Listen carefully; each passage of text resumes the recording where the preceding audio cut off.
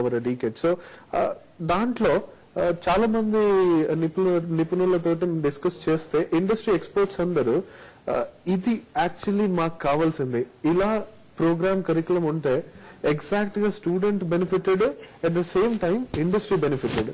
So అలాంటప్పుడు general గా అన్ని కాలేజెస్ జనరల్ ఎంబీఏని తయారు చేసేసి boss we have one medicine for any kind of disease అంటే వీ ప్రిపేర్ మార్కెటింగ్ పీపుల్ అని లేకపోతే ఫైనాన్స్ పీపుల్ అని చెప్పేసి ఆ marketing person can be applicable in any industry అంటే అది వర్కౌట్ అవ్వడం లేదు. రియల్ టైమ్ సినారియోలో one medicine is not possible for all diseases. So at the same time ఒక జనరల్ ఎంబీఏ జనరల్ మార్కెటింగ్ అనేది it is not getting applicable to telecom industry అనమాట.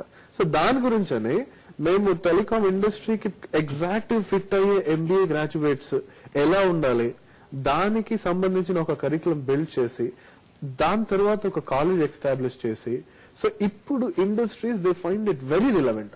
ఇది actually మాకు కావాల్సిన ప్రోగ్రామ్ మేము అనుకుంటున్నది ఇది అని వాళ్ళు ఒక ఫీలింగ్ వచ్చేసిన తర్వాత ఇప్పుడు ఇండస్ట్రీ ఎక్కడ అంటే ఇండస్ట్రీ ఎలా అయిపోయిందంటే అంటే ఇప్పుడు they are now seeing at sector specific MBS.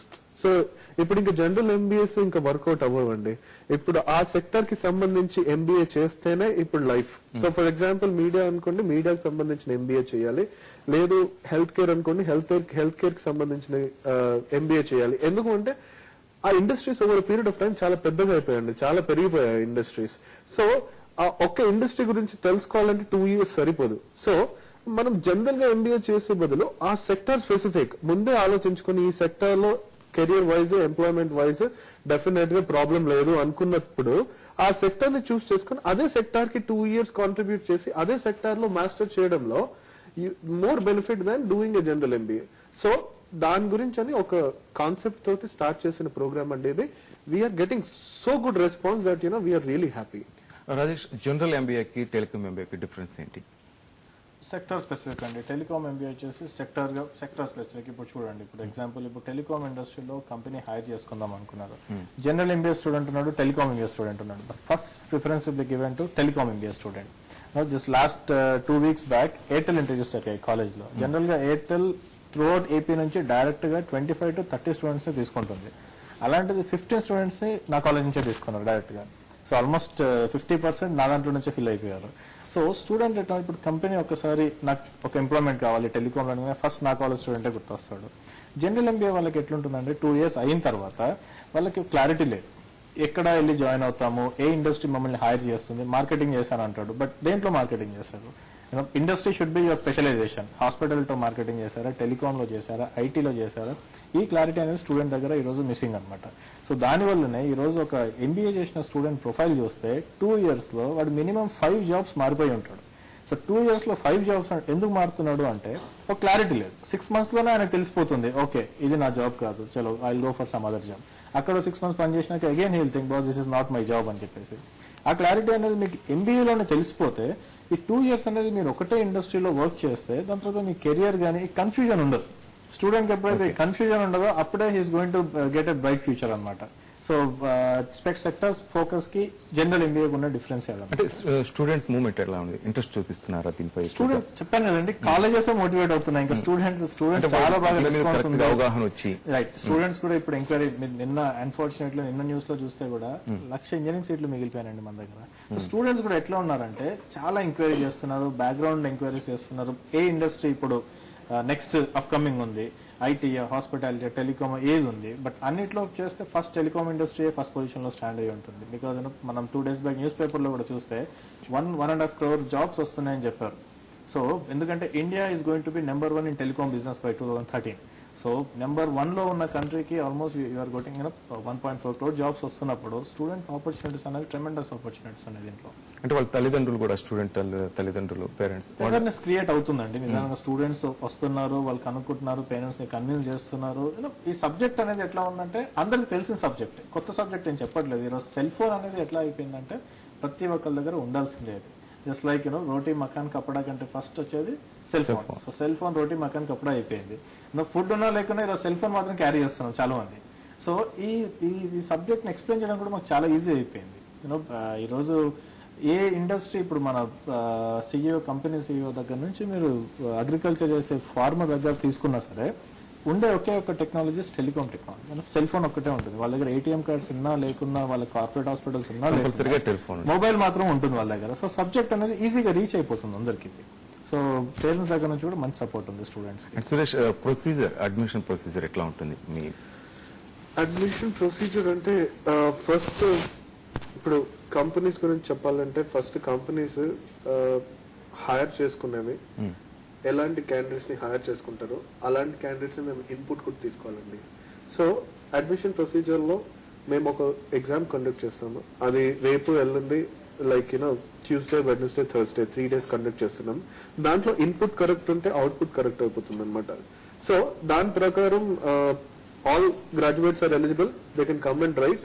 ఒకసారి ఆ aptitude plus general knowledge test ఏదైతే మీరు క్లియర్ చేస్తారో దాన్ని బట్టి మేము అంటే అడ్మిషన్ టెస్ట్ కంపల్సరీగా ఉంటుంది. అంటే మీరు అక్కడే సెలెక్ట్ చేస్తారు. అడ్మిషన్ టెస్ట్ లో మాకు వేర్ ద స్టూడెంట్ స్టాండ్స్ అనేది తెలిసిపోతుందండి. సో అక్కడ నుంచి మేము వాళ్ళని పికప్ చేసుకుంటాం అనమాట. సో ఇన్పుట్ కరెక్ట్ ఉంటే అవుట్పుట్ డెఫినెట్ గా కరెక్ట్ ఉంటుంది అనమాట. సో మీ కాలేజ్ లో ఫ్యాకల్టీ ఏ విధంగా ఉంటుంది? ఫ్యాకల్టీ అంటే చెప్పాను ఇప్పుడు మాక్సిమం అందరూ ఐఐటీస్, ఐఐఎంస్ నుండి ఉన్న వాళ్ళే, plus ex directors, all ex directors of Microsoft and and also Dell and all. So perfect combination of academic and industrial and also pure academicians అనే వాళ్ళు ఎవరు లేరండి. అంటే ఎందుకంటే ఆ కల్చర్ లో తీసుకురాదలుచుకోలేదు మేము. సో దాని గురించి క్యాంపస్ ని కూడా మేము హైటెక్ సిటీలో అన్ని కార్పొరేట్ మధ్యలో పెట్టాము. కార్పొరేట్ మధ్యలో పెట్టడానికి రీజన్ ఏంటి అంటే ఆ కల్చర్ ఒకటి బిల్డ్ చేయాలి. లేకపోతే మనం ఎంత మంచి ఎడ్యుకేషన్ ఇచ్చినా కూడా కల్చర్ బిల్డ్ చేయలేదనుకోండి అది వర్కౌట్ అవ్వదు, అది రీచ్ అవ్వదు స్టూడెంట్స్ కి. సో అందుకోసం అని కల్చర్ మేము ఎస్టాబ్లిష్ చేయడానికి దాని క్యాంపస్ ని వచ్చేసి హైటెక్ సిటీలో అన్ని కార్పొరేట్స్ మధ్యలో పెట్టామన్నమాట. సో మనది వచ్చేసి only business school, campus is in corporate centre. కొంచెం అంటే ఒక 2 kilometers away we have ISB, Indian School of Business. But otherwise ఆ ఏరియాలో ఉన్న క్యాంపస్లలో it's like one of the campus మనదే అనమాట. అడ్మిషన్ ప్రొసీజర్ మేము అన్ని ఏరియాస్ లో వాళ్ళని చూసి దాన్ని బట్టి రేపు ఎల్లుండి ఉన్న ఎగ్జామ్స్ లో వాళ్ళని క్వాలిఫై చేసి వి టేక్ దెమ్ యాజ్. అంటే లిమిటెడ్ సీట్స్ అంటూ ఉంటాయి? అవునండి, లిమిటెడ్ సీట్స్. పర్ బ్యాచ్ వచ్చేసి 36 seats అండి. సో ఒక బ్యాచ్ ఆల్రెడీ స్టార్ట్ అయిపోయి ఉన్నది. సెకండ్ బ్యాచ్ లో కూడా ఆల్రెడీ మేము 20 అడ్మిషన్స్ చేస్తున్నాం అనమాట. 22 అడ్మిషన్స్ చేస్తున్నాం. So it's only like 14 seats are left.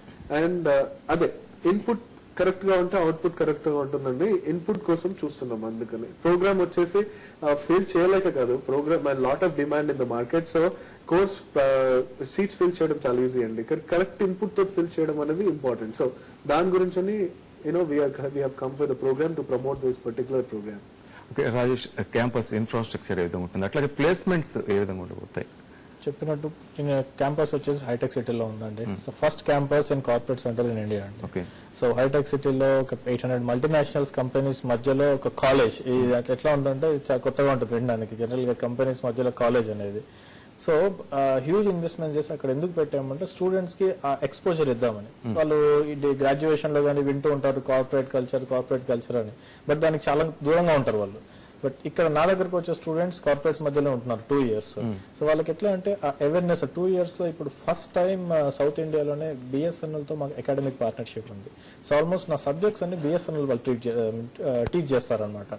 So student ఎట్లా ఇస్తున్నారంటే కార్పొరేట్ కల్చర్ ఇస్తున్నాను, బిఎస్ఎన్ఎల్ పంపిస్తున్నాను, కంపెనీ లైఫ్ స్టైల్ ఉంటుంది అక్కడ, దెన్ బెంగళూరు పంపిస్తాను 1 week, అక్కడ ZTE ట్రైనింగ్ ఉంటుంది. సో సబ్జెక్ట్స్ అన్ని నేను ఒక్కొక్క ఎక్స్పర్ట్స్కి ఇచ్చేసాను అనమాట. సో స్టూడెంట్కి ఏంటంటే ఈ అంత ఎక్స్పోజర్ దొరికినప్పుడు రేపు కంపెనీకి వెళ్ళి జాయిన్ అయినప్పుడు కూడా మనకు ఉన్న ఎక్స్పోజర్ ఎట్లా ఉంటుందంటే రేపు heal get very good opportunity అనమాట.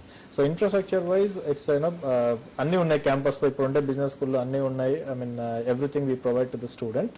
అండ్ కమింగ్ టు ప్లేస్మెంట్స్, ఇలాగ మీకు చెప్పినట్టు Airtel almost they have taken 15 students. నా 72లో if 1 company takes 15 students, so ఇంకా నా మిగతా ఉన్న 15 students ని ఐ కెన్ చాలా కంపెనీస్ ఉన్నాయి మన దగ్గర. అంటే ప్లేస్మెంట్ తప్పకుండా ఉంటుంది, 100% ప్లేస్మెంట్ గ్యారంటీ. యాక్చువల్లీ ప్రతి కాలేజ్ ఏదైనా సరే, ఏ కంపెనీ అయినా సరే, మేనేజ్మెంట్ స్టూడెంట్ ని హైర్ చేసుకున్నది ఓన్లీ ఫర్ 3 reasons అండి. ఇట్స్ లైక్ అతను ఈదర్ ప్రాఫిట్ అన్నా పెంచాలి, లేదా రెవెన్యూ అన్నా పెంచాలి, లేకపోతే కాస్ట్ అన్నా తగ్గియాలి, ఆపరేషన్ కాస్ట్ అన్నా తగ్గియాలి. ఈ మూడింటికి తప్పించి ఇంకా దేనికి మేనేజ్మెంట్ స్టూడెంట్స్ ని తీసుకోదు. ఏ కంపెనీ అయినా సరే మేనేజ్మెంట్ అంటే నాకు జనరేట్ చేసి పెట్టాలి, రెవెన్యూ జనరేట్ చేసి పెట్టాలి. తను నా ప్రోడక్ట్స్ ఉన్నాయి, నా కంపెనీ ఉంది, నా ఎస్టాబ్లిష్మెంట్ ఉంది, so he has to now earn money for me. So దానికి కావాల్సింది 2 అండి. ఒకటి మీకు కన్విన్సింగ్ స్కిల్స్ ఉండాలి, కస్టమర్ ని కన్విన్స్ చేసేది లేకపోతే పబ్లిక్ ని కన్విన్స్ చేసే స్కిల్స్ ఉండాలి. సెకండ్ వచ్చేసి కమ్యూనికేషన్ స్కిల్స్ బాగుండాలి. థర్డ్ వచ్చేసి బిజినెస్ నాలెడ్జ్ పర్ఫెక్ట్ గా ఉండాలండి. సో బిజినెస్ నాలెడ్జ్ అనేది ఏదైనా ఒక్క ఇండస్ట్రీలో మాత్రమే పాసిబుల్. అన్ని ఇండస్ట్రీలో బిజినెస్ నాలెడ్జ్ రావాలి అంటే అది పాసిబుల్ కాదండి. ఓన్లీ ఒక గేమ్ లో సచిన్ టెండూల్కర్ అవ్వచ్చు కానీ అన్ని గేమ్స్ లో సచిన్ టెండూల్కర్ కావడం కష్టం. సో బిజినెస్ నాలెడ్జ్ అనేది ఏదైనా ఒక్క ఇండస్ట్రీ. సో ఆ ఒక్క ఇండస్ట్రీ వచ్చేసి టెలికాం. ప్లస్ మేము నేర్పించేది telecom business in and out అండి. టెలికాం అనేది చాలా పెద్ద ఇండస్ట్రీ. దీంట్లో టెలికాం ఆపరేటర్స్ కంపెనీస్ ఉన్నాయి, టెలికాం ఎక్విప్మెంట్ మ్యానుఫ్యాక్చరర్ కంపెనీస్ ఉన్నాయి, టెలికాం ఐటీ సాఫ్ట్వేర్ కంపెనీస్ ఉన్నాయి, టెలికాం వ్యాస్ కంపెనీస్ ఉన్నాయి, టెలికాం ఐఎస్పీస్ ఉన్నాయి, బ్రాడ్బ్యాండ్ ఉన్నది, and telecom infrastructure and engineering companies ఉన్నాయి. ఇవన్నీ కలుపుకుంటే అరౌండ్ 30,000 ప్లస్ కంపెనీస్ ఇండియాలోనే ఉన్నాయండి. సో ఇంత పెద్ద ఇండస్ట్రీకి ఒక సపరేట్ గా ఒక ప్రోగ్రామ్ ఉండడం అనేది అంటే డెఫినెట్ గా లైక్ రిక్వైర్మెంట్ వచ్చేసి కొన్ని వేలలో ఉంది, కానీ హండ్రెడ్స్ లో కూడా ప్రిపేర్ అవ్వట్లేదు టెలికాం ఎంబీఏ స్టూడెంట్స్. సో అందు గురించని ప్లేస్మెంట్స్ అనేది ఎప్పుడు ప్రాబ్లం కాదు. ఆ ఇన్పుట్ ని కరెక్ట్ గా మేము మ్యానుఫ్యాక్చర్ చేసామా లేదా అనేది ఇంపార్టెంట్. సో ఒక్కసారి మనకి కరెక్ట్ ఇన్పుట్ దొరికితే దాని తర్వాత మేము ఇచ్చే బిజినెస్ నాలెడ్జ్, మేము ఇచ్చే యాటిట్యూడ్, మేనేజ్మెంట్ స్కిల్స్, ఆ రెండింటి కాంబినేషన్ లో స్టూడెంట్స్ ని ఏ లెవెల్లో ప్లేస్ చేయాలి అనేది మాకు ఇంపార్టెంట్ అండి. సో ప్లేస్మెంట్ అనేది అయిపోతుంది. ప్లేస్మెంట్ లో చాలా వెరైటీస్ ఉన్నాయి. అతని స్టూడెంట్ కి ఒక మంచి కెరీర్ ఇచ్చామా లేదా అనేది ఇంపార్టెంట్. దాని గురించి అని మేము మా ప్రోగ్రామ్ ని, మా కరికులం ని దాని గురించే మేము రిఫైన్ చేస్తూ ఉంటాం రెగ్యులర్ గా. సో అందు గురించనే మేము బిఎస్ఎన్ఎల్ తో గానీ, జెడ్టీ తోటి గానీ, డిఫరెంట్ కంపెనీస్ తో టైఅప్ పెట్టుకుంది దాని గురించే. ప్లస్ అకాడమిక్ కల్చర్ ని కూడా కాలేజ్ లో తీసుకురాకుండా ఓన్లీ కార్పొరేట్ కల్చర్ ని తీసుకొని వచ్చింది కూడా దాని గురించి అనమాట. సో అందు గురించి అని ప్లేస్మెంట్స్ అనేవి ఎప్పుడు ప్రాబ్లం కాదండి. కంపెనీస్ మమ్మల్ని సొంతం అంటే వాళ్ళంతటా వాళ్ళు మాకు అప్రోచ్ అయ్యి తీసుకుంటున్నారు, కానీ స్టూడెంట్స్ కి మేము అప్రోచ్ అవ్వలేదు ఇంతవరకు స్టూడెంట్స్ తీసుకొని మేము కంపెనీస్ కి. సో డెఫినెట్ గా అప్రోచ్ అయిన రోజు they will definitely have first priority for these guys. Thank you very much Suresh and Rajesh మా స్టూడియోకి వచ్చి టెలికాం గురించి వాటిని సలహాలు సూచనలు చేసినందుకు. ఇది ఇవాళ target career. Stay with us.